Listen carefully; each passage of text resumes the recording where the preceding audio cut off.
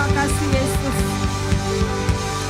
Kami mengucap syukur Tuhan buat waktu terbaik yang Kau berikan pada pagi hari ini Tuhan.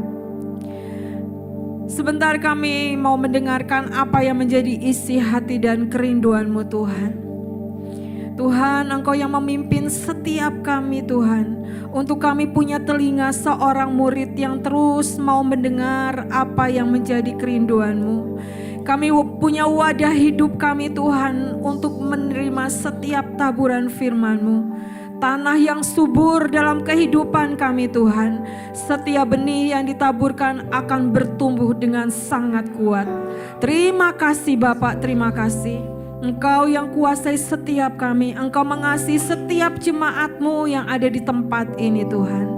Terima kasih buat kasih-Mu, buat kehadiran-Mu buat kami.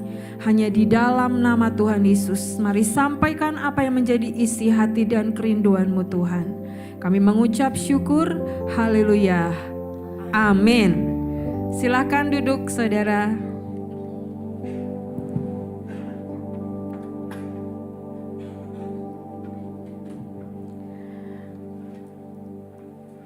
Tema yang dibawakan pada pagi hari ini adalah tidak tergoncangkan ya. Saudara, apa yang saudara tangkap ketika mendengar tidak tergoncangkan? Ya. Ada sebuah kerajaan yang tidak tergoncangkan. Apa itu saudara? Kerajaan surga. Ya. Kerajaan surga. Ya. Ada Yesus yang memimpin setiap langkah kehidupan kita. Yang dikatakan ketika kita menempel pada pokok anggur yang benar, kita menjadi orang-orang yang tidak tergoncangkan. Kita mau baca saudara dari di sini di PPT-nya next Lukas 6 ayat 47 sampai 48. Dikatakan saudara di ayat ini, setiap orang yang datang kepadaku dan mendengarkan perkataanku serta melakukannya, aku akan menyatakan kepadamu dengan siapa ia dapat disamakan. Ia sama dengan seorang yang mendirikan rumah. Orang itu menggali dalam-dalam dan meletakkan dasarnya di atas batu. Ketika datang air bah dan banjir melanda rumah itu tidak dapat digoyahkan. Karena rumah itu kokoh dibangun. Ya. Saudara, kalau kita membaca di Lukas 6 yang ayat 47 saudara. Ada 3 hal yang Tuhan ingatkan buat setiap kita. Apa saudara? Ya, setiap orang yang apa saudara? Yang datang kepadaku dan mendengarkan perkataanku serta apa? Melakukannya. Tuhan memberikan 3 poin ini buat setiap kita pada saat ini. Ketika kita menangkap poin ini, saudara, dikatakan apa? Ia sama dengan seorang yang mendirikan rumahnya dasarnya di atas batu sehingga tidak tergoyahkan ketika datang air dan banjir. Ya. Jadi saudara coba ingat 3 poin ini, ingat dalam kehidupan kita. Kita datang sama Tuhan. Kita mendengarkan perkataannya serta melakukannya. Tapi kadang kita berhenti di poin mana saudara? Kita udah datang sama Tuhan, kita mendengarkan suara Tuhan, tapi apa? Kita lupa untuk melakukannya. Atau kita berkata, Tuhan ini bukan bagianku, ini bagian Dia. Tuhan, aku gak bisa melakukannya. Aku gak sanggup untuk melakukannya. Mungkin kita kadang berhenti di titik itu saudara. Sehingga dikatakan yang Tuhan berkata, engkau ia sama dengan seorang yang mendirikan rumah. Dasarnya di atas batu. Ketika datang air bah dan banjir melanda, rumah itu tidak akan digoyahkan. Jadi pagi hari ini saudara, Tuhan mengingatkan setiap kita. Ya saudara, bacanya gampang ya. Mari diingat saudara, poin yang Tuhan ingatkan pada pagi hari ini. Datang, apa kedua? Dengarkan dan lakukan. Saudara, ketika kita menghadapi hari-hari di depan sekarang saudara, ya kita sudah memasuki tahun 2026 ya. Banyak hal-hal yang sedang terjadi saudara ya. Banyak hal yang harus kita doakan ya, bukan berarti kita berdoa buat diri kita sendiri ya.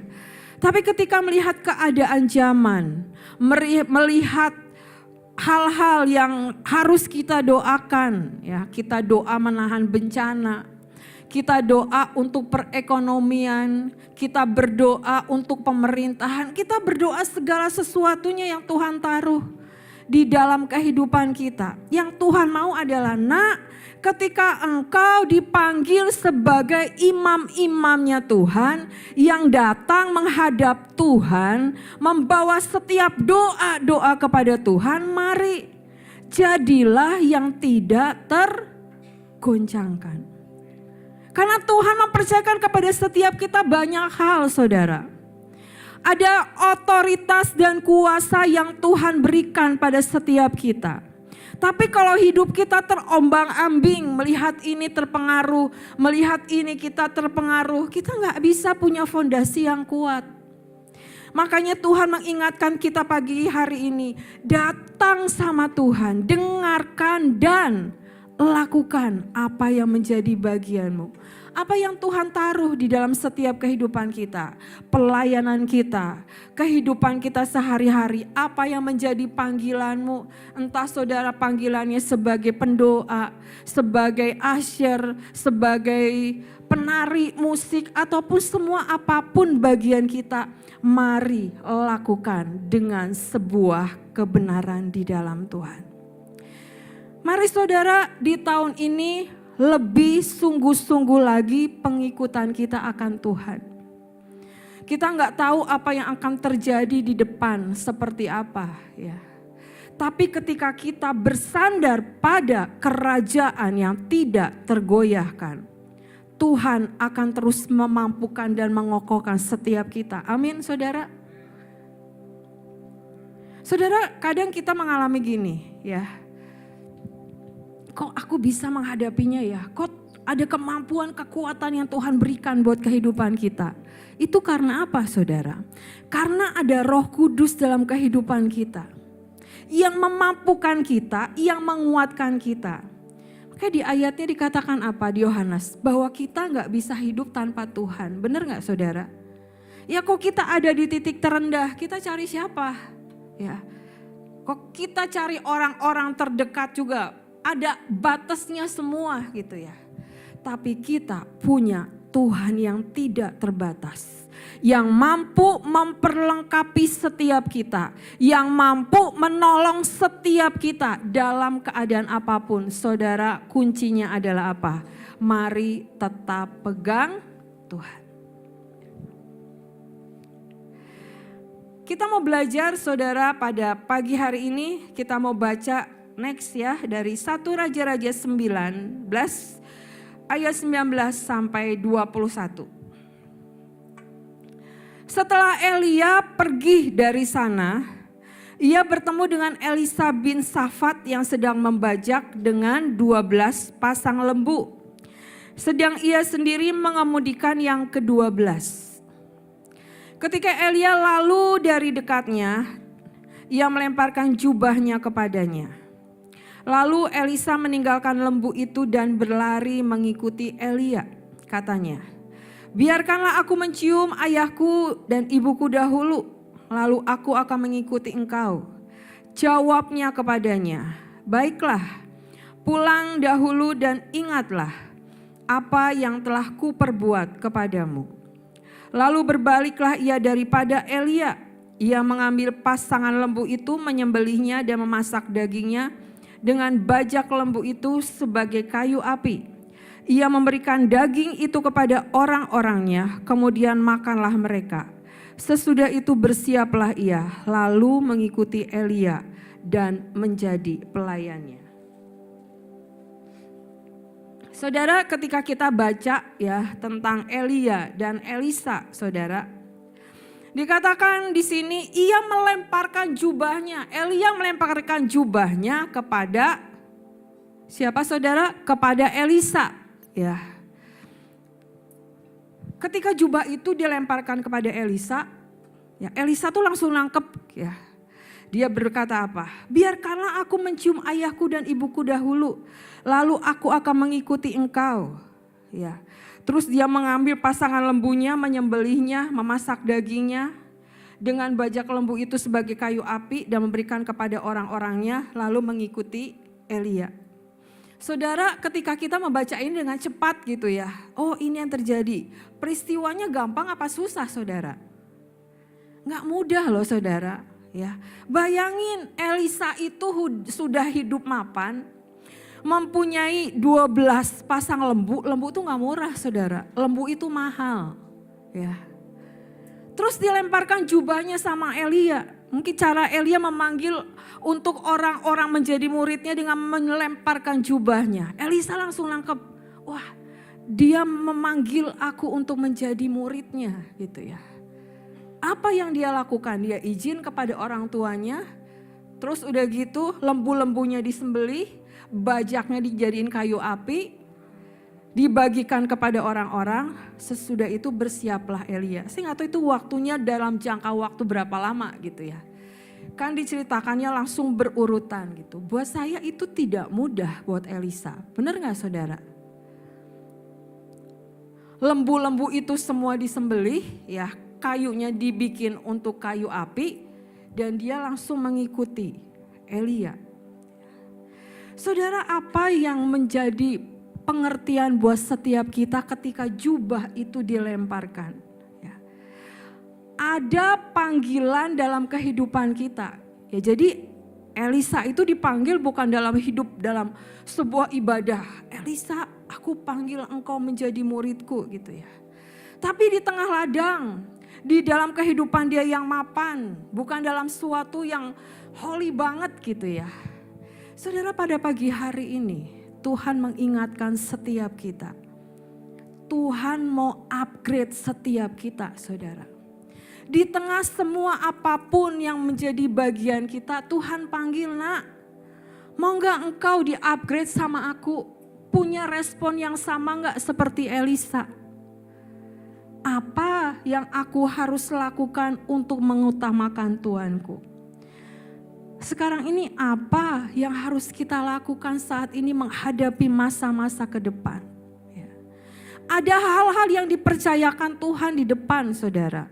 Ya, saudara kan ada yang bekerja, ada yang sekolah, ada yang melakukan banyak hal setiap hari gitu ya. Pada pagi hari ini Tuhan kembali memanggil setiap imam-imam Tuhan. Apa yang menjadi prioritas dalam kehidupan kita?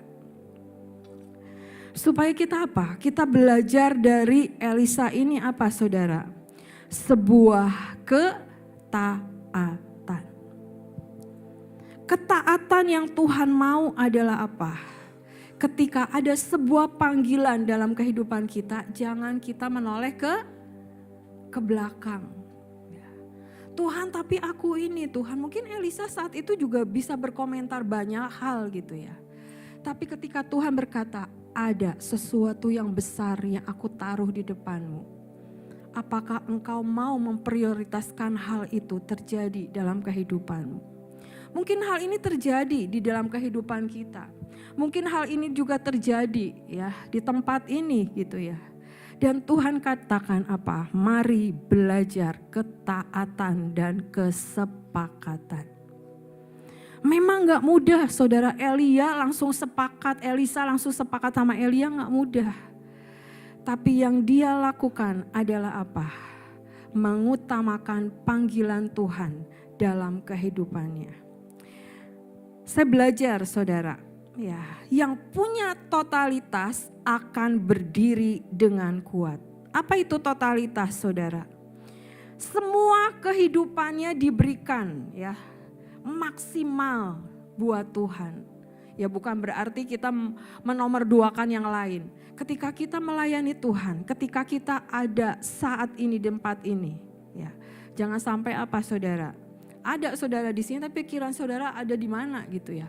Abis ini pulang aku ngapain ya? Aduh gimana nanti PR di rumah atau gimana pekerjaan di rumah gitu ya. Tapi ketika kita ada di tempat ini, kita mau belajar apa? Aku mau belajar memberikan hidupku untuk Tuhan. Hati-hati saudara, jangan ikut Tuhan dengan setengah-setengah. Ya, di sini kita beribadah, di luar kita lupa akan apa yang menjadi Tuhan mau. Yang setengah-setengah, hati-hati, jangan berhenti di tengah jalan. Banyak hal-hal yang terjadi di sekeliling kita saudara. Kalau kita tidak bisa untuk bersama dengan Tuhan, kokoh untuk melakukan apa yang Tuhan mau, kita akan terintimidasi dengan sekeliling kita, mudah ketarik sana, mudah ketarik sini gitu ya. Dan akhirnya kita gini, ini mana yang benar ya? Tapi satu hal yang kita mau belajar pagi ini adalah apa? Sebuah ketaatan, kesepakatan dan totalitas orang-orang yang memilih seperti ini akan berdiri dengan kuat. Orang yang setengah-setengah, hati-hati saudara, jangan sampai gugur berhenti di tengah jalan. Ya. Kita mau belajar 4 hal di pagi hari ini saudara. Saudara bisa baca nanti di rumah ya. Di dalam 2 Raja-Raja 2. Ketika Elia bersama Elisa dalam perjalanan ke Gilgal, ke Betel, ke Yeriko dan ke Yordan ya. Saudara ketika saya menyiapkan ini, nanti saudara bisa baca 2 Raja-Raja 2 ayat 1 sampai 6. Saya ketika menyiapkan ini saudara, saya tuh terinspirasi dengan pohon korma. Saya bilang sama Tuhan, Tuhan saya belajar tentang pohon korma. Saudara tahu kan pohon korma itu berdiri, tumbuh kuat di tengah padang gurun. Ya dengan kuat bisa menghasilkan buah yang manis gitu ya. Tapi Tuhan tuh dengan kuat berkata, nah bagiin 4 poin ini, Gilgal, Betel, Yeriko sama Yordan. Udah saudara itu seminggu berlalu saya belajar tentang pohon korma. Tapi Tuhan dengan kuat berkata, nah aku rindu untuk engkau membagikan tentang Gilgal, Betel, Yeriko dan Yordan. Ya saya akan berusaha membagikan biar kita semua bisa paham dan mengerti saudara bagaimana supaya kita menjadi yang tidak tergoncangkan.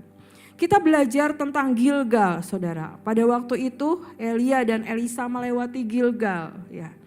Gilgal itu artinya adalah menggulung atau lingkaran. Ya.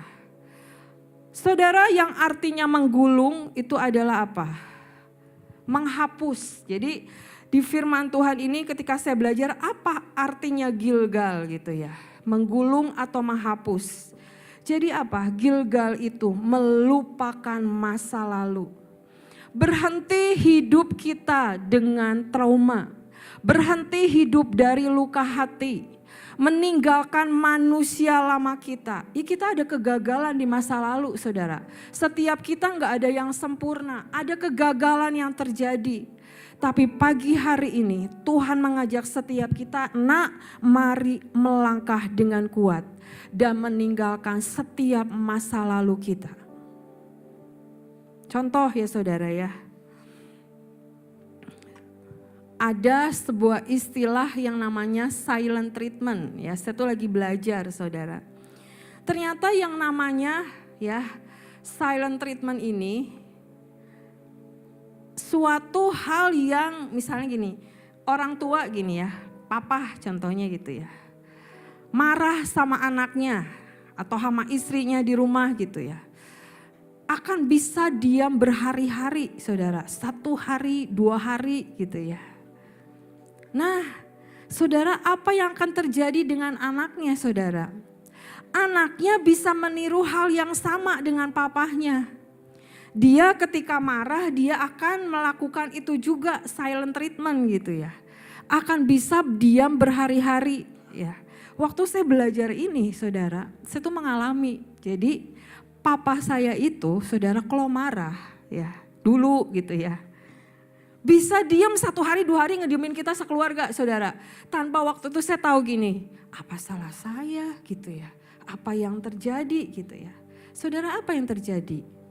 Itu menurun sama saya saudara. Kalau saya udah kesal, saya bisa diemin orang berhari-hari saudara. Dan ketika saya belajar ya, Tuhan tuh berkata, nak, jangan berjalan dengan masa lalumu. Jangan berjalan dari luka hatimu. Engkau gak bisa seperti itu. Ketika itu saya lakukan, akan nurun sama anak saya lagi saudara. Jadi cukuplah setiap kelemahan kita berhenti di generasi kita. Ngerti saudara? Jangan membawa luka kita turun ke anak-anak kita. Kita bilang sama anak kita gini, kenapa sih kamu sukanya marah-marah? Ya cermin dulu ke kita. Kitanya suka marah-marah enggak gitu loh. Benar gak saudara? Ya ketika kita melakukan itu ya cerminnya kita. Ketika anak kita mungkin malas bangun pagi atau apa, coba lihat dulu dulunya kita gimana gitu ya. Kita marah-marah sama anak kita gitu ya. Jadi saya kadang merenungkan, oh iya, apa yang terjadi dalam kehidupan kita yang tidak baik, manusia lama kita. Saya mau berkata kepada setiap kita, berhenti di generasi kita. Anak-anak kita harus didik menjadi mental surga. Ya kita tahu kelemahan kita stop, kita berkata, hapus gitu ya. Saudara, arti menggulung ini ya kita baca di dalam Yosua 5 ayat 9. Dan berfirmanlah Tuhan kepada Yosua, hari ini telah kuhapuskan celah Mesir itu daripadamu. Itulah sebabnya nama tempat itu disebut Gilgal sampai sekarang.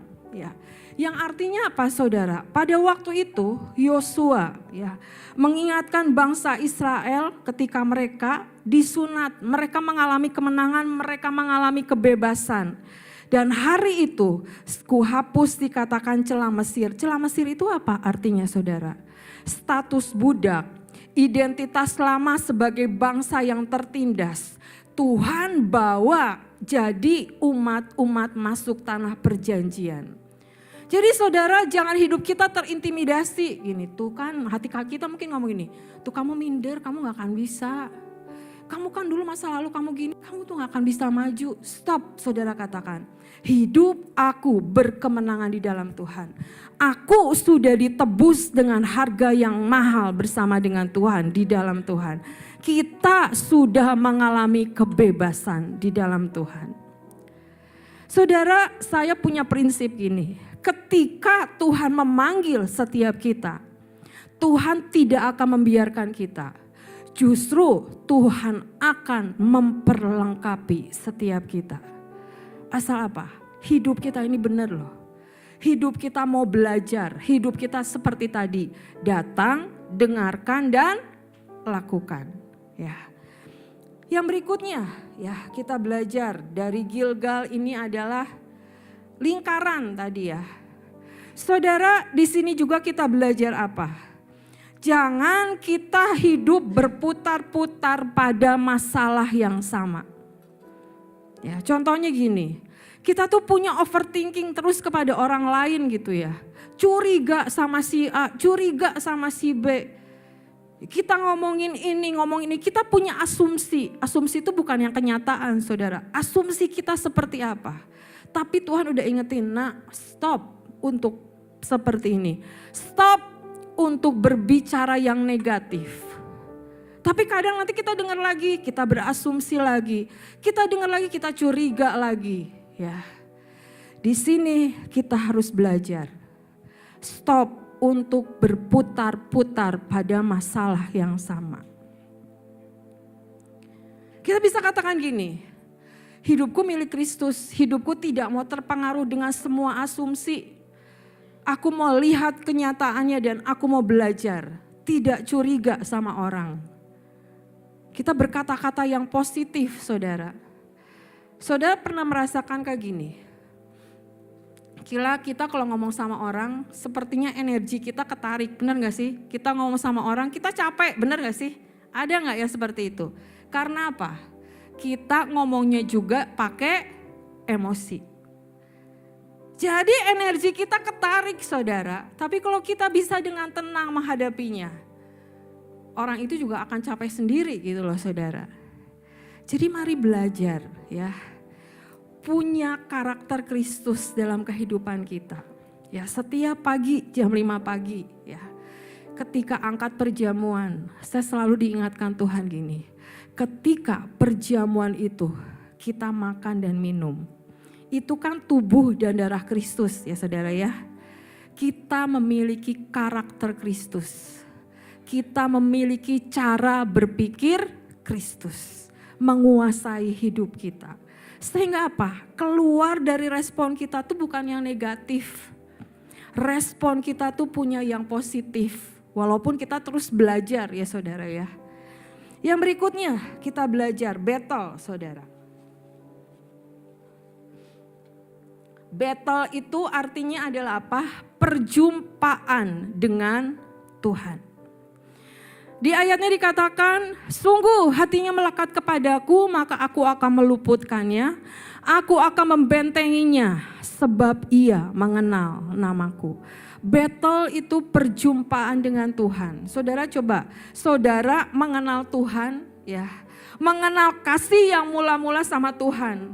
Berapa tahun? Mungkin ya 15 tahun, 20 tahun, ya 10 tahun gitu. Cinta kita pertama sama Tuhan mengalami perjumpaan dengan Tuhan. Sampai kita tuh nangis-nangis gitu ya. Sampai hujan pun kita harus datang ke tempat ibadah. Sampai apapun tidak ada yang bisa menghalangi kita gitu ya. Tapi sekarang jangan sampai gini. Pak Markus saya gak bisa datang soalnya di rumah saya hujan gitu ya. Pak Markus saya gak bisa datang soalnya saya sakit gigi misalnya gitu ya. Atau Bu Lia sih gak bisa datang, saya gak enak badan gitu ya. Saudara masalah sakit, ya saya tidak ada hubungannya gitu. Tapi ini loh masalah hati kita ini loh. Apakah masih bergelora sama Tuhan atau enggak? Saya dulu punya anak buah gini. Bu hari ini saya gak datang, saya sakit gigi. Ya udah cepat sembuh gitu ya. Minggu depannya saudara gak datang lagi, Bu pusing gitu ya, gak datang lagi. Minggu depannya Bu gak bisa datang, gak enak badan, saya lama-lama panggil anak ini. Kamu sebenarnya itu sakit, iya. Tapi motivasi kamu tuh apa? Jangan sakit dijadikan apa? Alasan. Wah mumpung nih seperti ini gitu ya. Jalan macet, hujan besar, segala macam gitu ya. Coba saudara kembali ke cita kita mula-mula. Hujan-hujan aja gitu ya, rela datang, pengen latihan nari gitu ya. Pengen pelayanan, saya dulu gitu saudara.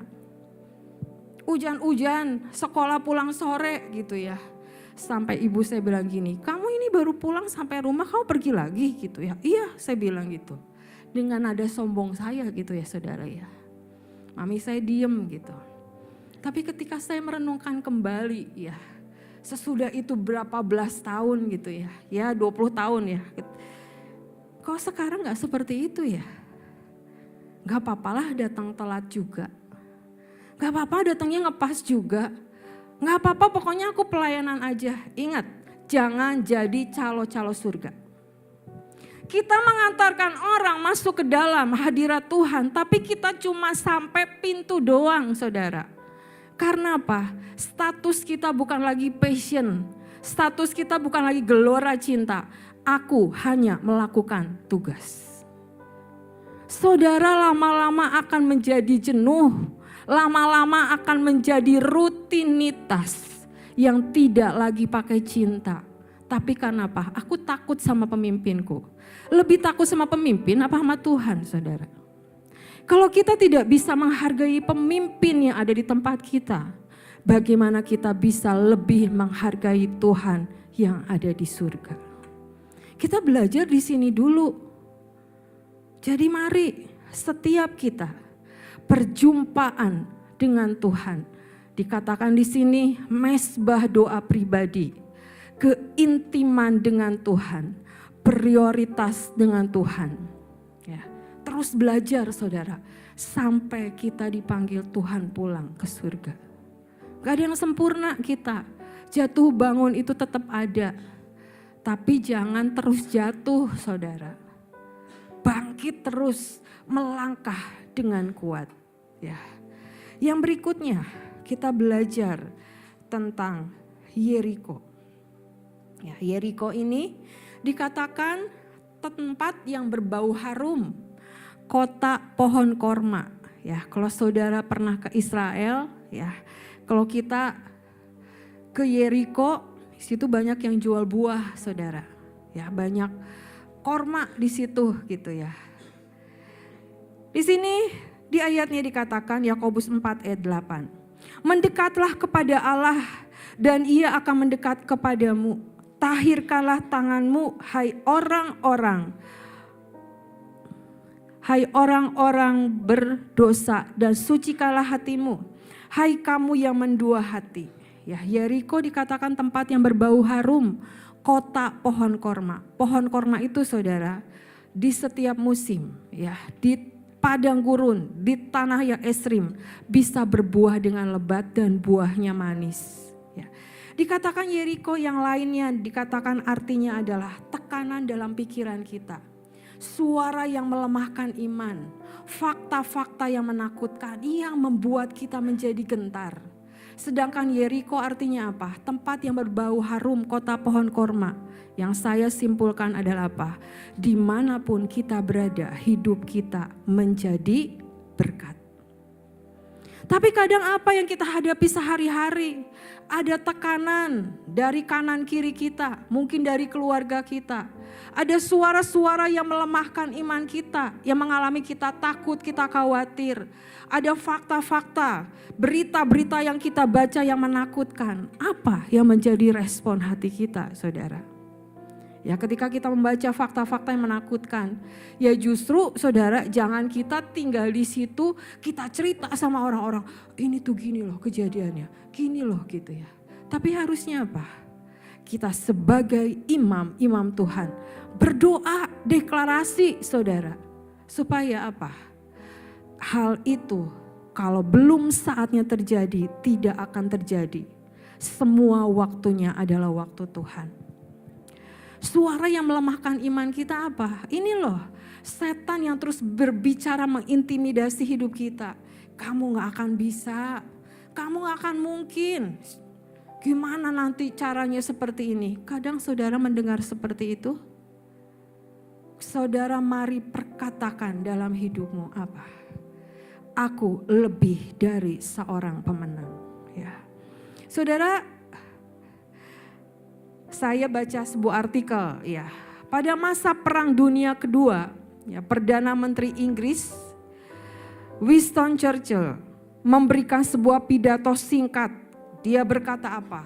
Never, never, never give up, dia bilang. Ya. Jangan menyerah. Dia berkata apa? Membangkitkan semangat dari pasukan Inggris karena akan melawan pasukan Nazi Jerman dan sekutu, saudara. Jadi intinya gini, mungkin kalah ini Inggris gitu ya. Tapi Perdana Menteri itu berkata, jangan menyerah gitu.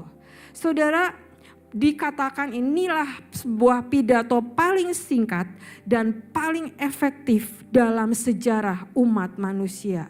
Dan pada waktu itu saudara, Inggris mengalami sebuah kemenangan. Dan saya ketika membaca ini saudara, Tuhan tuh bilang gini, nak, engkau tuh punya Tuhan yang besar. Tuhan yang lebih lagi dari semuanya.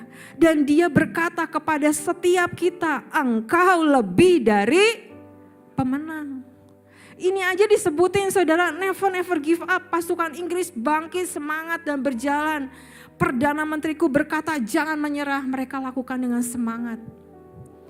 Bagian setiap kita ketika Tuhan katakan apa? Engkau lebih dari pemenang. Jadi apapun saudara, hal-hal yang melemahkan iman kita, mari tetap deklarasikan, aku punya Tuhan yang besar. Tuhan yang sanggup untuk mengalahkan segala sesuatu apa yang terjadi yang ada di depanku. Kadang kita khawatir, kadang kita takut itu ada, saudara gak ada yang sempurna ya. Hamba Tuhan pun kadang mengalami ketakutan dan kekhawatiran. Tapi caranya adalah apa? Yang berbeda adalah apa? Bagaimana cara mengatasinya. Ketika kita mengatasinya dengan hal-hal yang duniawi gitu ya. Kita pergi ke mall, ya siapa tahu masalahku bisa selesai. Ya ke mall kita happy gitu. Pulang-pulang masalahnya tetap ada gak saudara? Ya tetap ada gitu ya. Tapi kalau kita berkata bersama dengan Tuhan, aku mampu untuk melewati semuanya. Karena aku punya Tuhan yang besar. Deklarasikan itu dan saya percaya setiap kita akan ada cara ilahi Tuhan membuka setiap jalan-jalan yang tertutup. Ya, yang terakhir ya kita baca dari Yordan, saudara. Dikatakan dalam 1 Korintus 15 ayat 58. Karena itu saudara-saudaraku yang kekasih, berdirilah teguh, jangan goyah dan giatlah selalu dalam pekerjaan Tuhan. Sebab kamu tahu bahwa dalam persekutuan dengan Tuhan jerih payahmu tidak sia-sia. Gak ada yang sia-sia ketika kita melakukan semuanya di dalam Tuhan. Asal lakukan dengan hati yang murni. Yordan itu artinya apa saudara? Yordan itu artinya turun, merendah. Yordan itu berarti apa? Mari terus belajar rendah hati dimanapun saudara berada. Merendahkan diri, penyerahan total, matikan semua kedagingan kita. River of death, ya sungai kematian, yang artinya apa? Ketika kita menenggelamkan semua di dalam Tuhan, ketika kita berkata apa Tuhan, aku tuh gak ada apa-apanya tanpa Engkau. Kalau aku ada sampai saat ini, semua adalah karena anugerah. Kalau aku ada di tempat ini, kita orang-orang pilihan Tuhan.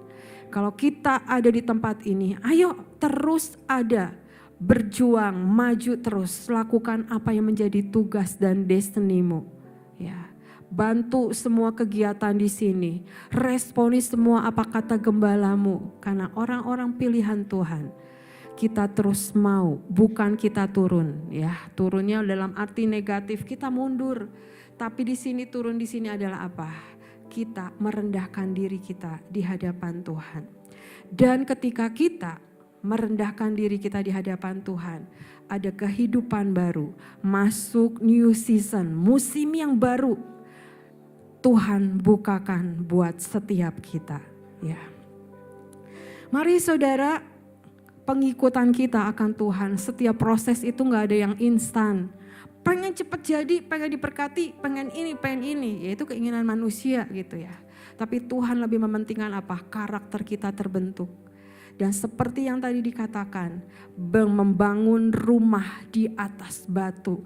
Sehingga ada hantaman apapun, dia akan terus berdiri dengan kuat dan kokoh. Ya. Satu lagi saudara, ya satu poin lagi yang saya bagikan. Kita baca saya bacakan ya. 2 Raja-Raja 2 ayat 7 dan 8. Ya Tuhan ingatkan ini. 50 orang dari rombongan Nabi itu ikut berjalan. Tetapi mereka berdiri memandang dari jauh. Ketika keduanya berdiri di tepi sungai Yordan. Lalu Elia mengambil jubahnya, digulungnya, dipukulkannya ke atas air itu. Maka terbagilah air itu ke sebelah sini dan ke sebelah sana. Sehingga menyeberanglah keduanya dengan berjalan di tanah yang kering. Saudara, kok kita baca di ayat 7 dikatakan apa saudara? 50 orang nabi itu ngikut mereka, ya ngikutin Elia dan Elisa gitu ya. Tapi ketika mereka hendak menyeberangi sungai Yordan, rombongan nabi itu apa saudara? Mereka berdiri dan memandang dari jauh. Yang nyebrang berapa orang saudara? Hanya 2, ya kan dikatakan. Sehingga menyeberanglah keduanya dengan berjalan di tanah kering. Yang saya ingin bagikan pada pagi hari ini, ya poin terakhir adalah apa? Mari komitmen dengan pemimpinmu saudara. Komitmen kita bersama dengan Tuhan. komitmen kita dengan leadermu, dengan pemimpinmu yang ada di tempat ini. 50 nabi itu ikut kemanapun saudara, tapi ketika sampai yang terakhir, ada sesuatu yang harus dilakukan. Mereka hanya apa? Hanya menonton. Jangan kita hanya menonton apa yang gembalaku lakukan. Apa yang gembalaku khotbahkan. Hanya mendengar, tidak melakukan. Hanya menonton apa yang terjadi. Tapi mari kita belajar seperti Elisa apa? Punya ketaatan total dan kesepakatan bersama dengan Elisa. Ya. Yang pertama, yang 50 nabi itu hanya tertarik, hanya nonton, ikut aja lihat gitu ya. Tapi sebuah komitmen dari Elisa adalah sebuah tekad yang bulat melakukan sampai semuanya tergenapi. Jadi mari saudara, 4 poin diajarkan pada pagi hari ini ya. Mari kita pegang ya. Yang pertama adalah berjalan maju, lupakan apa yang menjadi masa lalumu, kegagalanmu, berjalan bersama dengan Tuhan. Battle, perjumpaan bersama dengan Tuhan. Yeriko, ada tekanan, ada apapun yang terjadi, tapi ingat, kita lebih dari pemenang. Sungai Yordan merendahkan diri kita. Matikan semua kedaginganmu, akan ada suatu new season dalam kehidupan kita. Tuhan bawa masuk dalam rencananya yang ajaib. Amin. Yuk sama-sama kita berdoa. Kami mengucap syukur Tuhan buat firman-Mu pada pagi hari ini Tuhan. Ada hal-hal yang Kau bukakan buat setiap kami. Untuk kami terus masuk dalam rencana-Mu yang ajaib. Dan Engkau ingatkan setiap kami bahwa kami lebih dari pemenang. Tidak ada dari hidup kita yang terpuruk. Tidak ada dari hidup kita yang merasa sendiri. Saudara mengatakan aku gak bisa, aku minder, aku takut, aku khawatir. Mari menghadap sama Tuhan. Tuhan buka jalan. Tuhan yang akan membersihkan setiap wadah kehidupan kita. Ketika kita bawa wadah kita kepada Tuhan, Tuhan aku butuh air kesejukan yang daripadamu. Bersihkan saudara setiap kerak-kerak kepahitan. Setiap kerak-kerak kelemahanmu yang menghambat engkau gak bisa untuk berjalan lebih lagi bersama dengan Tuhan. Terima kasih Bapak, terima kasih. Terima kasih Yesus, terima kasih. Kita mau angkat pujian segenap hidup, segenap nafasku.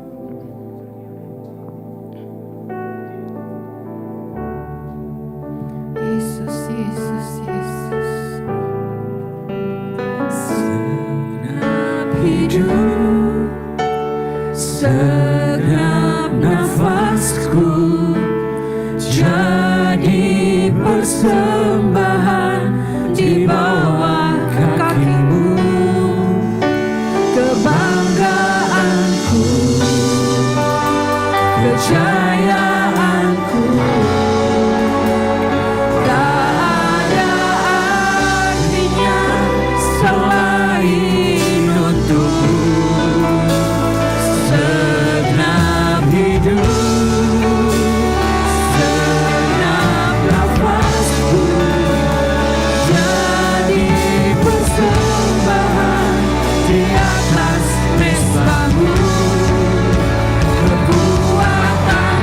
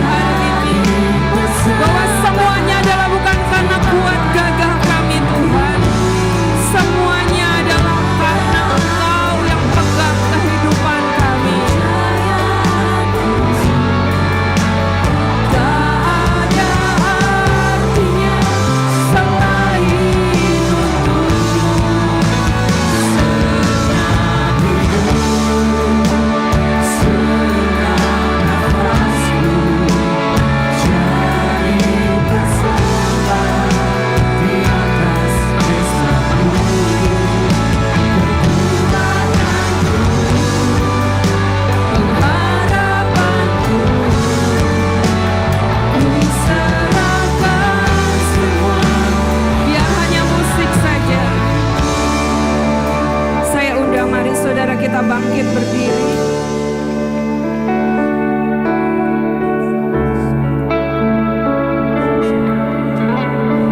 Saudara, ini bulan kedua, masih awal tahun. Saya diingatkan Tuhan, ada pengurapan yang Tuhan mau berikan buat setiap kita. Di tahun ini Tuhan memperlengkapi setiap kita dengan yang ajaib.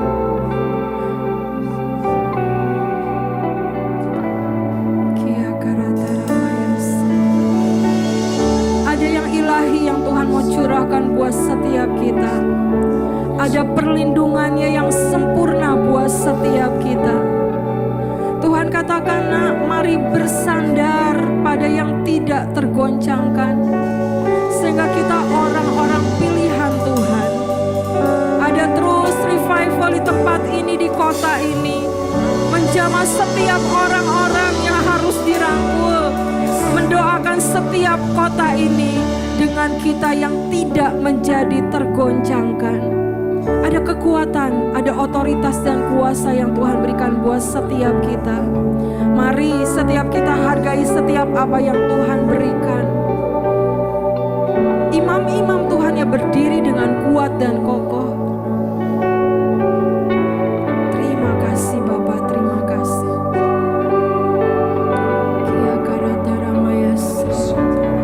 Saya minta disiapkan untuk minyak 2. Nanti akan diurapi oleh Ibu Filia dan Pak Markus.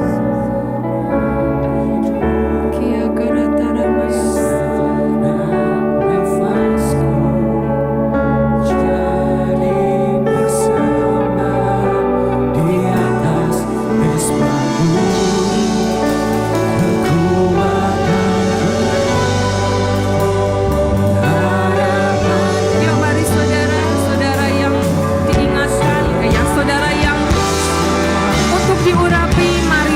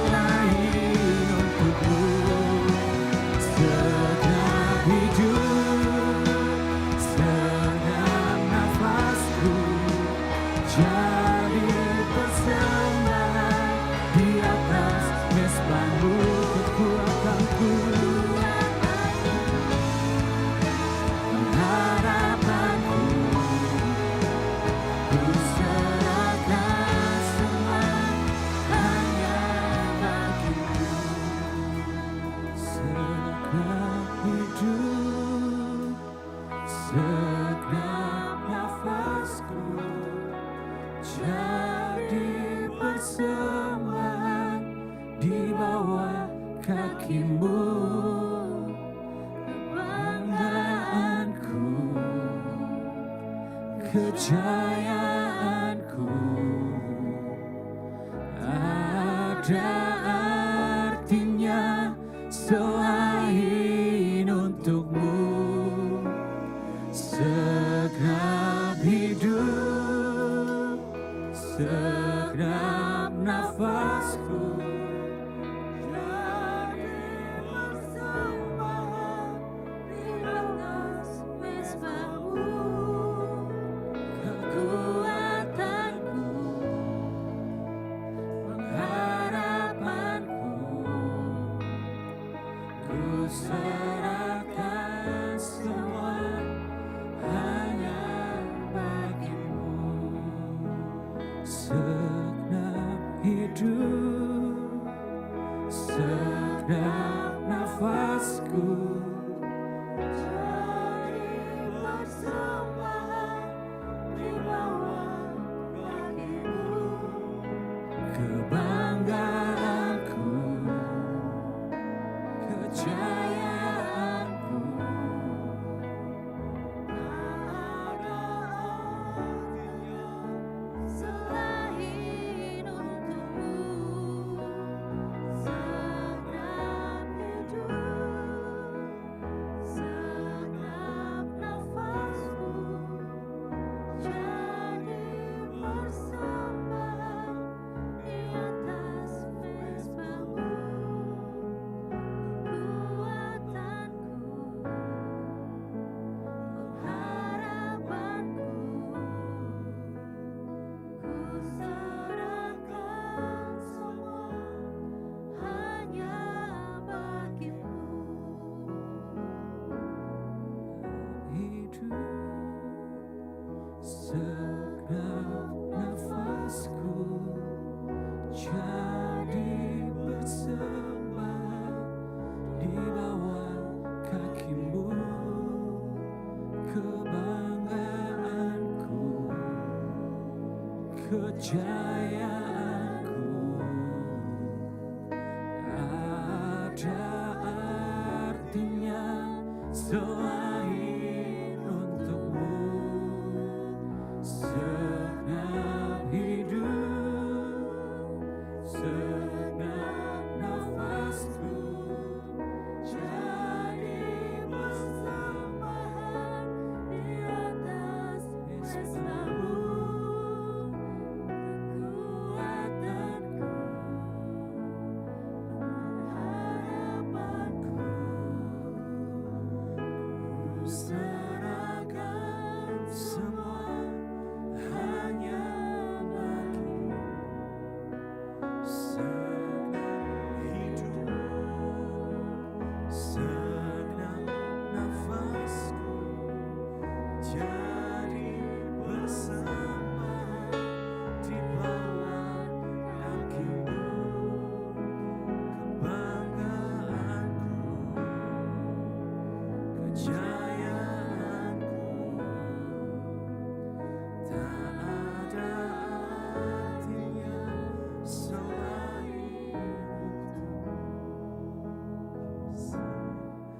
Hidup, segenap nafasku jadi persembahan di atas mezbah-Mu.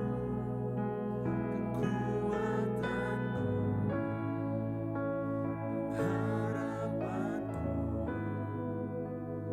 ku serahkan semua hanya bagi-Mu. Hidup, segenap nafasku jadi persembahan di bawah kaki-Mu. Kebanggaanku,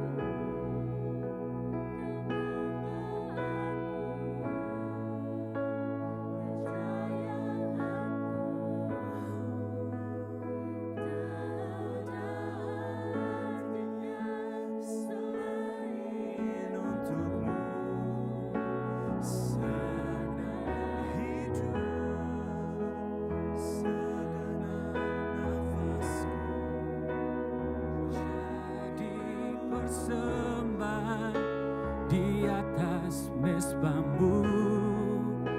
kekuatanku,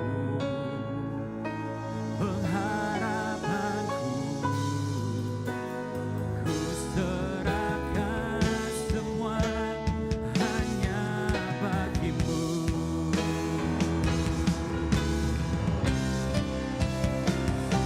Nah, hidup sedang nafasku jadi persembahan di bawah kakimu, kebanggaanku,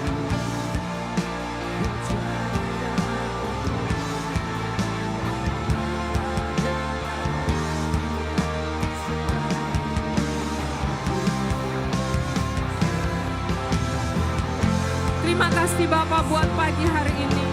Lawatanmu yang ajaib Tuhan buat setiap kami, yang memampukan kami tidak tergoncangkan karena bukan kekuatan kami. Kami bersandar pada pokok anggur yang benar, yaitu Engkau sendiri Tuhan. Terima kasih Bapa buat semuanya. Kami naikkan segala pujian hormat kami ke dalam tangan-Mu.